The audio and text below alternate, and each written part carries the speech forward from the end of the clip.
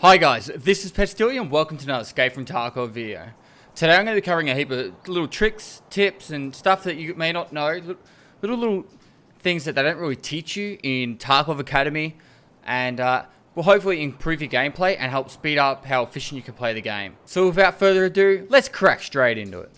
So first up, we're going to cover how to move stuff directly in and out of your either backpack or container, it works as well, and straight back onto your body. So if you hold control and left click an item, it'll put it straight into your container, or if you're wearing a backpack, it'll go straight into the backpack. If you hold alt and left click, it'll go straight onto the person, and this works the same way from containers as well. You can put it straight onto the person from holding alt and left clicking, put it straight back behind holding control and left clicking, and it also works from any items that you've got inside your rig or on your person, if there's room of course. Next, we've got quick dropping. So you can drop any item that you hold by just highlighting the item and then pressing delete on your keyboard. You'll drop it instantly instead of having to right click and then discard. This works the exact same from inside a container. You can literally highlight items and then drop them instantly from a container. So if you're actually trying to make room in a backpack, you can drop multiple items really fast and chuck those items in your backpack so you can do a quick loot and scoot. The next one is crouch height. So down the bottom left, you can actually see a slider next to the image of the person, right next to your sprint bar. If you hold C and scroll the mouse wheel, you'll actually change your height in the game. And this is just a little good one to have. Say you're hiding behind a sandbag and you just want to go down that little bit or up, and you're trying to get that perfect ambush on someone. You can actually try and make it so you've got the better angle. The one thing to note about this one though, if you leave it halfway and then press C, it won't actually put you back to full, and it can get quite annoying, and you need to hold shift to actually go back to full speed. The next one's been around for a while and still a lot of people don't even know about it, is when you open a container, if you press C, you can actually crouch as you open it, or better yet, if you open a container and then spam X, you'll actually go prone behind it and still loot it. So this way, like for example, this container, it's the actual reason why I've come up here. This container is super exposed. You can't actually loot it from the prone position. It'll actually stand you up. But you can actually go from the standing position and then go straight into prone from opening it.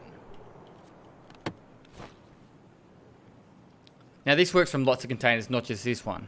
The next one's caught me out a lot in this game, and is if you're prone and then you go to reload, there's nothing you can do to move at all in the game. I was spamming the mouse then or moving the mouse around and trying to stand up in that, and there's nothing you can do. So anytime you go to reload, make sure you reload while standing or at least crouching, and don't go to the prone. Otherwise you'll be locked in that position, and hopefully this will get fixed in the future because it actually just makes you a very vulnerable target. The next tip I've got for you is nade order. Now with grenades, they're going to move in pockets from left to right, and then from your vest from left to right as well. If you've got the Zarya in the left, and the F1, then the F1, and you press G, it's going to throw the flashbang first, and then the grenade second. Works the exact same. After the pockets are empty, it'll go through the vest left to right. Now moving on to a trick with the shotgun.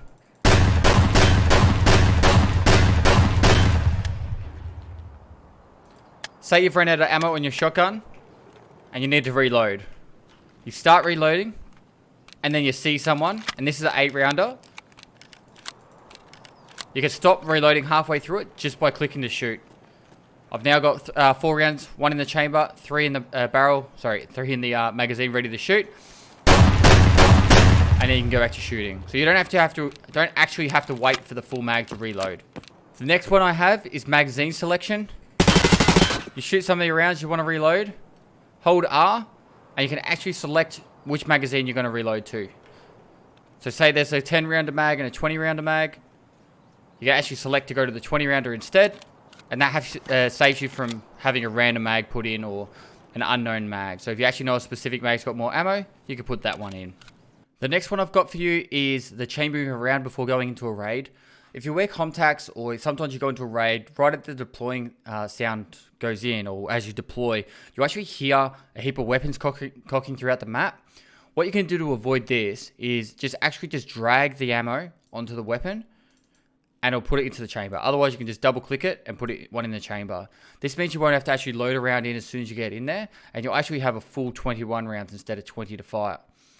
This will stop giving away your position of where people will spawn at the start of the raid as well until this is fixed. The last thing I want to touch on is medkits. There's a lot of people who ask me why I use which medkit. Effectively, the three main ones that you're going to use later in the game are the car medkit, the Selloa, or the IFAK. The differences are pretty much health, how much it has in total, being 300 on the IFAK, 400 on the Selloa, and 220 on the car medkit.